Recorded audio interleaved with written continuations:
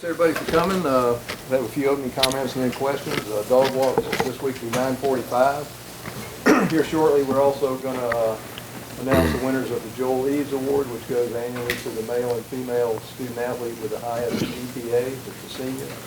I seem to remember in 1998 there was a senior football player that won that award. Stetchel. That was one time you got him, I think. I don't remember what that GPA was that year. No, I don't either. Hey, I don't think it was higher than Matt's. I can assure you that. No live streaming, please. Well, as we move on to Arkansas State, I want to make mention that this is a really, really good football team. Do a tremendous job offensively and defensively, and you could see that last night right when we flipped the page to look at them. They've got some really good defensive players, explosive, quick, leading their conference in a lot of categories. I got a lot of respect for their quarterback. They've got the best wideouts and skill guys we've probably faced when it comes to combination of 3 or 4 really good receivers, experienced group up front, a lot of returning guys. They've got a couple transfers that are really good players. So when you watch them, they jump off the tape at you and explosive offensively, defensively, and special teams. So, Blake's done a tremendous job with this team, this program. We know what he's had to go through and got a lot of respect for him and what he's been through and how he's pushed through it. So a lot of respect for this team, and it's a really, really good opponent. With us kicking off at 12 o'clock, we got to get our minds right and get ready to play.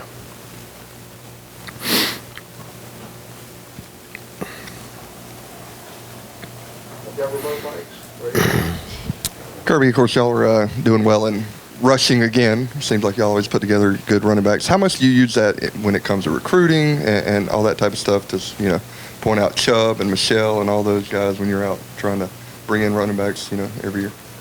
I mean, it helps. I think the product of NFL players and the running backs that we have has helped us recruit. The number one thing guys look for is, will I get an opportunity? Will I grow and develop? Will they teach me a skill set that will allow me to play in the NFL, which is more than just carrying the ball, because backs in the NFL nowadays are doing less and less of that. They don't carry the ball much. They catch it, and they play on special teams.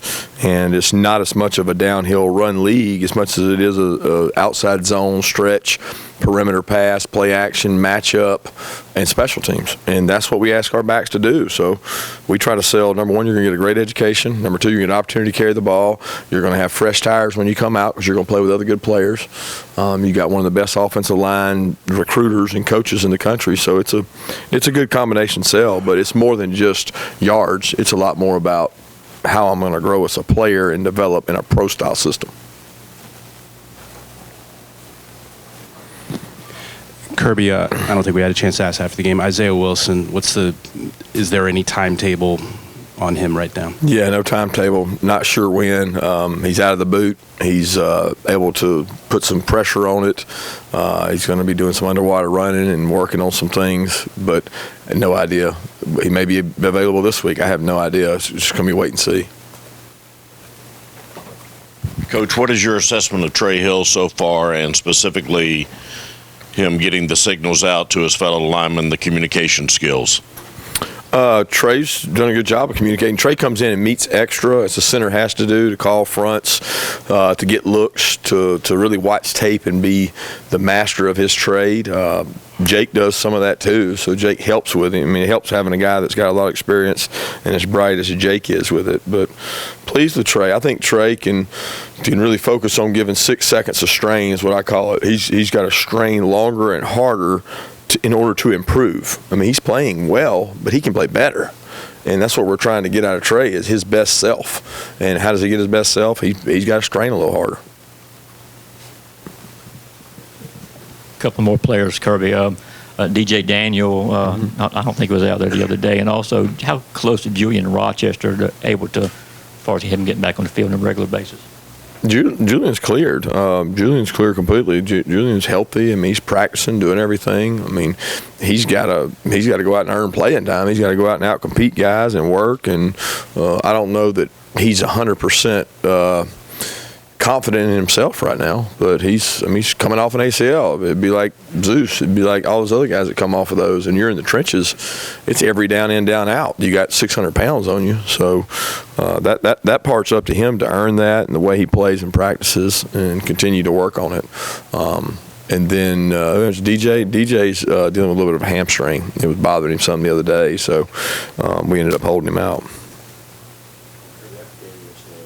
You said that the things that impressed you most with George and Zamir were the blocks they made, picking up blitzes and things like that. How hard is it convincing freshmen that those are the types of things they have to do to earn more playing time?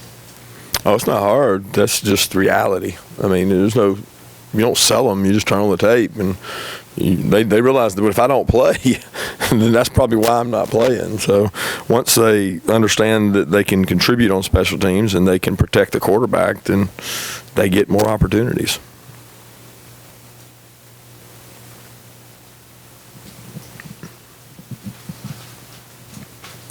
With George Pickens' blocking ability, is that something that you thought he'd be able to come in and help you guys with right away, and what have sort of been your impressions of him as a blocker so far? Oh, he has a long way to go as a blocker. He had a good block the other day, but he's not our best blocker. I mean, he does a lot of other things well. What I've enjoyed is his willingness to block and to grow as a blocker. He's out of control on a lot of blocks. He thinks every block he's going to be able to go knock them out, and he's got to learn that they see him coming. He's not invisible, so he has to do a good job position block and fit up, sustain blocks, and not go for the big hit all the time. But his willingness to do it is what's allowed him to play to this point, because when he's willing to do it and he knows who to block, he's pretty good. I know you said the O-line matchup against Murray State was obviously a little bit overmatched this past weekend, but with that being said, what did Nolan Smith do that made him so successful, and what does he still have to do against better competition? Nolan's smart. Nolan listens. So when you give Nolan a plan and say, this is the way I want you to rush on this defense, or this is the way I want you to rush on this particular tackle, he does it. He applies what he learns, and he plays with just maximum effort. I mean, he just is like a wild man, hair on fire. I'm never over, and a lot of football is effort. It's not, you can take 10 5-stars and 10 3-stars, and you go out there and put one other guy on the team to make 11, and the team that plays hardest usually finds a way to win the game. And that's what Nolan does, man. He plays hard, and that makes football important to him. It allows us to play him in a lot of situational football. He's got to continue to do that, because he's going to get matched up on better and better, just like this week. He's going to play better tackles than he played last week. So he's got to use his skill set, he's got to use his trade, and he's got to understand how the defense is engineered to make it work. Kirby, you said you wanted to watch film to assess Stetson's play.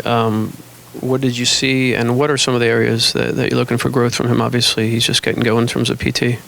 Yeah, he's going to grow as a player. He continues to grow in practice. I'm looking for him to improve in all facets. I mean, his accuracy, his timing, his confidence, his points, his decision-making, a lot of things in the game. He did some good things, but he did some things that he doesn't typically do in practice, and you really can't point to why. And I think that's probably true with every quarterback. I mean, Jake had things in the game that we missed some opportunities that why in practice did you do this, and then what made you do this different in the game, and are we giving him the right looks to make him make the right decisions? How much like the game is our practice? And I always call it a batting average. The higher you get your practice reps to just like the game, or maybe what they're doing defensively, the more accurate I think your players are going to play in the game. So we got to continue to improve that. Stetson's got to continue to improve his decision-making. What do I do when I get flushed out of the pocket? Mic points, a lot of different things. But he's willing to work on it, and he's committed to that. I love the way Stetson competes in practice and the way he's growing as a player. Coach, you spoke about the everything that Blake Anderson had gone through with the passing of his wife and all those off-the-field situations. What were your thoughts as you heard that news, and are you able to understand the balance of a football coach between coaching and off-field life, family?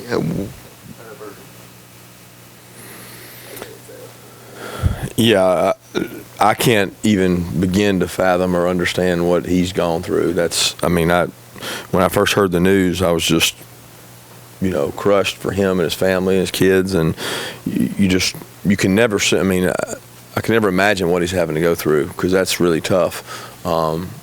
Obviously, he knows family, because he made a choice to step away and to be able to go be with them, and now he's come back. And I've met Blake a couple times and just got a lot of respect for him as a person and a coach, and can't imagine what he's had to go through as far as his family, all his family, his kids and everything.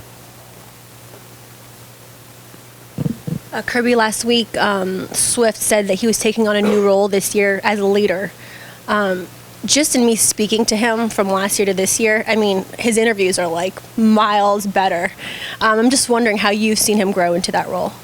Yeah, he relishes that role. I think he understands that he is one of the inspirational players on the team. He inspires others to do more by the way he competes on the field, the way he runs the ball, the energy he attacks practice with. He tries to set a good example for the young players. For George, I mean, George has a bonehead penalty, and Swift's one of the first guys to come over and visit with him and talk to him about it, because he knows that he can help him with that, and he knows that that George is going to be a good player. So here's an opportunity for him to impart some of his wisdom and knowledge, and I think that Swift does that really well.